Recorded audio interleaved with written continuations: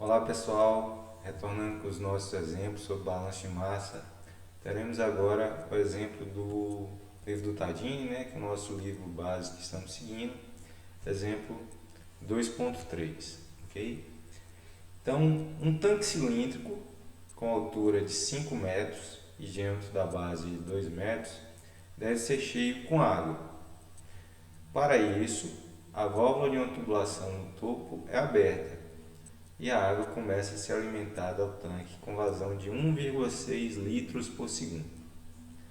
Quando a altura da água no tanque atinge 2 metros, uma válvula de segurança na base abre indevidamente e a água começa também a escoar com vazão de 0,2 H, o H representando a altura, litros por segundo, em que H é a altura da água no tanque em metros. Em quanto tempo o tanque estará cheio? Qual será o perfil do volume de água no tanque em função do tempo após a abertura da válvula no topo? Em sua resolução, considere que o volume específico da água é constante e igual a 1 cm3 por grama, ou 1 vezes 10 a menos 3 metros cúbicos por quilo. Então, para a gente entender melhor esse problema, o que nós temos?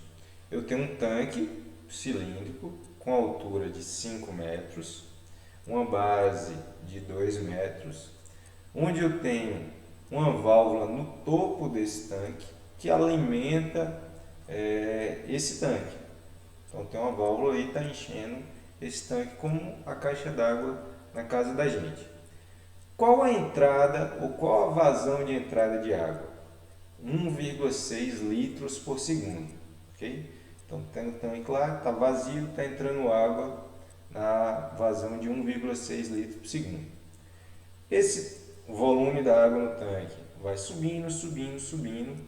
Quando essa água atingir 2 metros de altura, próximo aí à metade do tanque, que tem 5 metros de altura, indevidamente se abre uma válvula na parte de baixo do tanque. E aí a água começa a vazar, está escoando. E ela escoa com a vazão de 0,2 H litros por segundo. Então o que a gente percebe? Está entrando água, mas está vazando. Ainda assim o tanque vai encher, ele vai encher se o volume ou a vazão de entrada for maior do que a vazão de saída, ok? Então, o que eu preciso entender? Essa vazão de saída, ela não é uma quantidade fixa, como a vazão de entrada. Ela é uma quantidade variável, ela é 0,2 H, ou seja, ela varia de acordo com a altura em que essa água está. Até se a gente pegar alguns dos pontos que nós já estudamos anteriormente, em fenômenos de transporte, em física, vocês vão ver que, como o tanque vai enchendo, tem uma pressão maior da água e faz com que ela saia com maior velocidade, ou seja, tem uma maior vazão. A pergunta que se tem é, em quanto tempo o tanque estará cheio? Então, primeiro a gente tem que ter isso na cabeça, Vamos entender. O tanque vai encher? O que vocês acham? O tanque só não vai encher se a minha vazão de saída for maior do que a vazão de entrada. Se, independente da altura, a vazão de entrada for maior do que a vazão de saída, esse tanque vai encher. Eu posso afirmar isso desde já com certeza, fazendo um cálculo simples? Posso. Se ele diz que a vazão de saída é 0,2 H e a H é a altura e a altura máxima que eu vou ter é 5, então 0,2 vezes 5 vai dar 1. Então a vazão máxima de saída que eu vou ter é 1. Sendo que a minha vazão de entrada é 1,6, logicamente eu vou ter um saldo, porque a vazão de entrada é maior do que a vazão de saída. Então, posso afirmar que o tanque vai encher? Vai. em algum momento o tanque estará cheio. Qual será o perfil do volume de água no tanque em função do tempo após a abertura da válvula no topo? Ou seja, o que você está perguntando? Ó, até que essa válvula embaixo seja aberta, o meu perfil ele varia, ou seja, eu vou aumentando o volume do tanque, mas ele varia com uma constância. A constância da entrada, ou seja, ele sobe, ele aumenta a altura dentro do tanque na proporção de 1,6 litros por segundo. E aí dá para a gente fazer a relação do quanto se representa em altura esse 1,6 litros. Porém, se pergunta após a abertura da válvula no topo. Quando essa válvula é aberta, como que isso passa a funcionar? Como que eu vou ter aí nesse escoamento, né? Em sua resolução, considere que o volume específico da água é constante igual a 1. Então, eu tenho uma consideração sobre essa propriedade da água. Então, utilizando esse raciocínio que nós já fizemos agora, podemos utilizar das equações fundamentais que nós temos para converter isso em resultados numéricos. Como a gente já explicou no vídeo anterior, né? Como você já deve estar percebendo, a altura no tanque, a própria vazão de saída, vai variar com o tempo, né? Ele varia de acordo com a altura varia com o tempo, então, logicamente, a vazão de saída vai variar com o tempo. E, se varia com o tempo, é um regime transiente, tá?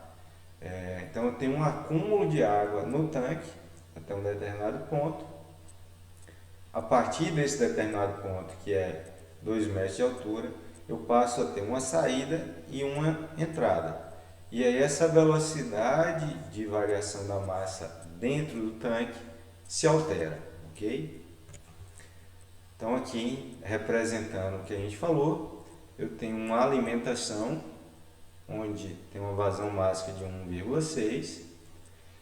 Eu tenho um tanque com 5 metros de altura por 2 de base. Eu tenho uma tubulação de saída que é aberta quando a água no tanque atinge uma altura de 2 metros. Tá? Partindo desse princípio, transformando isso em números, o que a gente vai ter? Primeira coisa que nós fizemos aqui foi converter, utilizando a relação de densidade que foi fornecida no problema, converter o volume em massa. Então, se lá eu dizia que eu tenho uma vazão máxima de entrada de 1,6 litros por segundo, eu posso afirmar que eu tenho 1,6 quilos por segundo, já que cada 1 litro de água é equivalente a 1 quilo. Assim, eu posso afirmar que a massa, né, de água no tanque até a altura de 2 metros é igual a 1,6 T, ou seja, o meu T representando o tempo. Então, passa-se 1 segundo, passa-se 2 segundos, passa-se 3 segundos, multiplica-se por 1,6 e eu vou saber qual é a massa de água dentro do tanque. Isso é válido até 2 metros de altura. Calculando o volume desse tanque, né? Eu tenho o raio lá dizendo que foi fornecido que a base do tanque tem 2 metros. Eu posso, e aqui considerando a altura de 2 metros, que é o ponto onde a válvula de saída é aberta, eu posso afirmar que o volume de água dentro do tanque, até se atingir essa altura de 2 metros, é 6,28 metros cúbicos. Então, o tanque está enchendo. Quando ele chegar na altura de 2 metros, significa que eu tenho ali 6,28 metros cúbicos. Quanto tempo se gasta para atingir essa altura? Ou esse volume de água, né? Então, 6,28 metros cúbicos, considerando a densidade da água de 1.000 kg por metro cúbico, ou seja, a massa de água no tanque é igual a 1,6 T, o que a gente definiu aqui logo no início. Então, para que se atinja essa massa de água, eu vou gastar 3.925 segundos. É o tempo que se gasta do momento em que se abre a válvula na parte superior e o tanque vai sendo enchido até atingir a altura de 2 metros. Então, passa-se 3.925 segundos, atingiu a altura de 2 metros, a válvula embaixo é aberta. Então, a partir desse momento, o perfil se altera. Não mais é simplesmente a massa igual a 1,6 T. Por quê? Porque aqui eu só tenho entrada. A partir do momento em que eu atingir os 2 metros de altura, após esse tempo eu passo a ter uma entrada e uma saída. E aí, essa equação aqui ganha um novo elemento, né? Se antes eu tinha apenas afluente, não se necessita nem fazer o somatório dos afluentes, eu só tenho uma entrada. Eu passo agora a ter um efluente, porque a válvula foi aberta. Essa válvula não estava aberta anteriormente. Então a minha equação ficava reduzida apenas a esses dois termos. Variação da massa com o tempo é igual ao somatório das vazões mássicas de entrada. Tá? Quem é esse novo elemento? Quem é a vazão mássica de efluentes? Como que ela varia? Ela varia, ou ela pode ser representada por 0,2 H. E esse H, ou essa altura, é uma função do tempo, né? Eu posso correlacionar isso com o tempo. Como que eu posso correlacionar essa altura com o tempo? Porque eu tenho uma entrada e eu tenho uma saída. O saldo entre a entrada e a saída é o aumento da altura. Okay? Então eu posso afirmar aqui, dizendo que massa é igual a densidade vezes volume, sendo que o volume é a altura vezes π vezes raio ao quadrado. Então eu posso correlacionar que a altura é igual a massa sobre 3.140. Posso substituir essa unidade por esse H aqui. Então H é igual a massa sobre 3.140, ok?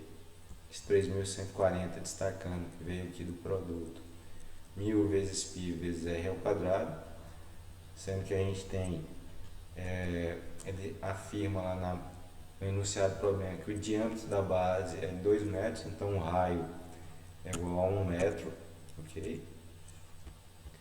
Substituindo esses valores nessa equação inicial que nós temos, a gente vai chegar à variação da massa com o tempo, então destacando a massa dentro do tanque, será igual a 1,6 menos massa sobre 15.700.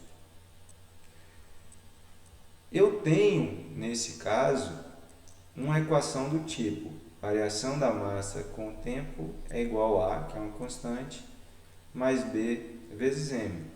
B seria, no caso, menos 1 sobre 15.700. E aqui eu posso integrar essa equação. Integrar em função de t. Sendo que o T0 é igual a 3.925. O resultado que nós encontramos aqui. Por que o T0 é igual a 3.925? Porque essa equação é válida a partir desse instante, quando a válvula de saída é aberta. E a massa zero é 6.280. Por que a massa zero é 6.280? Porque é quando a gente começa a contagem do tempo.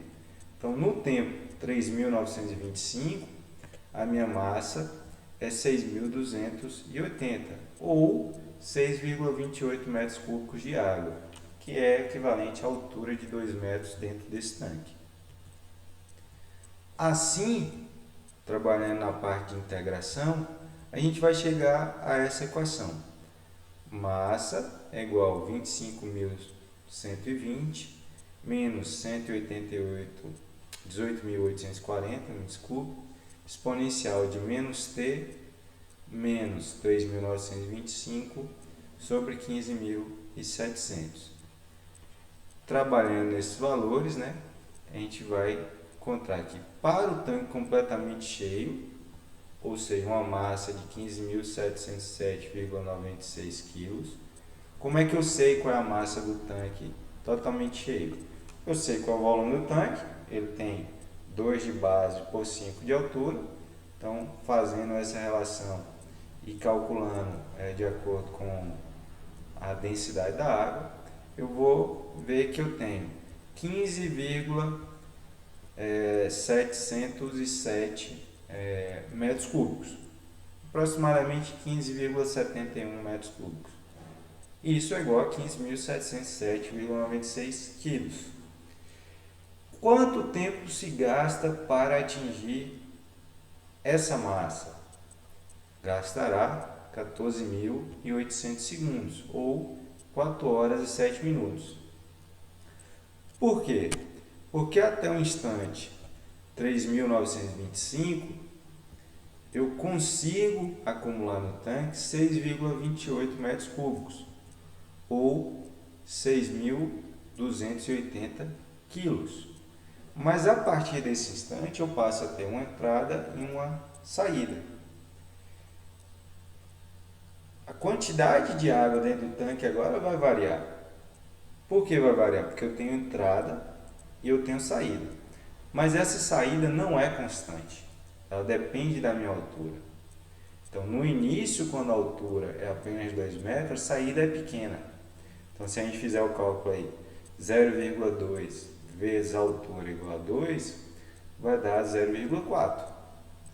Mas lá no final, quando eu tiver uma altura igual a 5, eu vou ter uma vazão de saída igual a 1. Então, o meu saldo entre a entrada e a saída vai se modificando ao longo do tempo, o que resultará num gasto maior de tempo para que se atinja a altura final, ou a massa total do meu tanque. Esse tempo total é de 14.800 segundos, ok? Eu espero que vocês tenham entendido esse problema, e caso tenha alguma dúvida, é só acionar a gente tanto na nossa página do Google Classroom, do Google Sala de Aula, quanto no nosso grupo do WhatsApp. O segundo exemplo, né? Exemplo 2,4 do livro do Tadini, também trata de alguns pontos aqui, considerando um balanço de massa. Acredito que esse seja mais simples para vocês, até traz mais para a área de engenharia de alimentos. A gente vai ver alguns elementos que seguem mais a questão de proporção ou proporcionalidade entre elementos. Então, na produção de manteigas salgadas, o cloreto de sódio deve ser adicionado à nata. Entretanto, ele não é adicionado na forma sólida, mas como uma solução aquosa contendo 30% em massa de sal, concentração ligeiramente inferior à solubilidade do cloreto de sódio em água. Considerando que a nata tem um teor inicial de umidade de 14% em massa e que a fração máxima de sal ao final do processo deva ser de 1,2%, calcule a composição final da manteiga, especificando os teores de gordura, umidade e sal. Considere que a nata contém somente gordura e água. Então, vamos lá. Como é que se produz manteiga, né? Manteiga salgada. Além de todas as outras operações relacionadas, malaxagem, bateção, a gente tem mistura de componentes. Todos isso que eu falei, a malaxagem, bateção, são misturas de componente ou retirada de componente. No caso, é que se retira a água.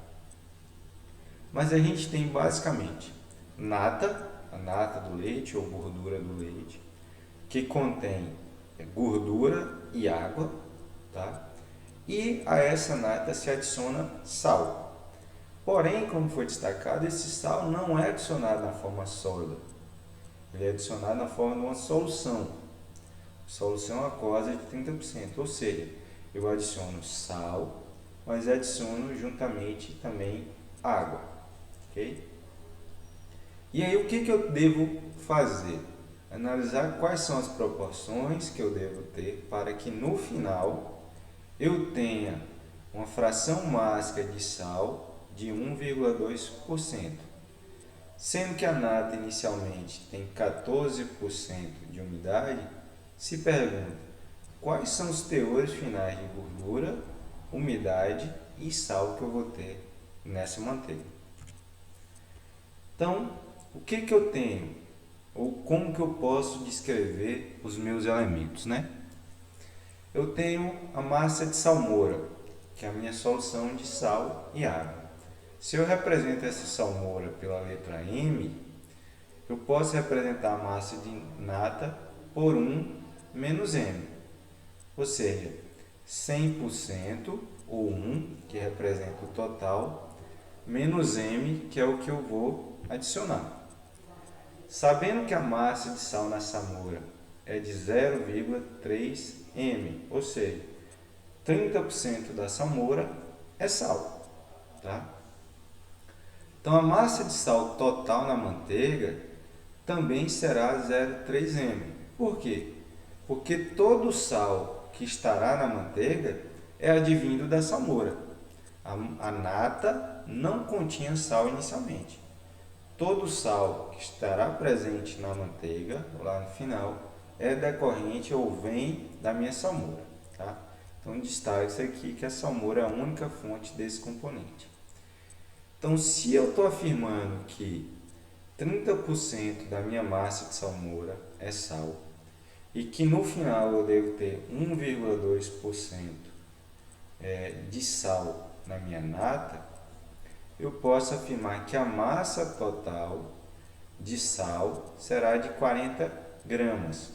Isso para produzir 1.000 gramas de manteiga. 1.000 gramas de manteiga ou 1 kg.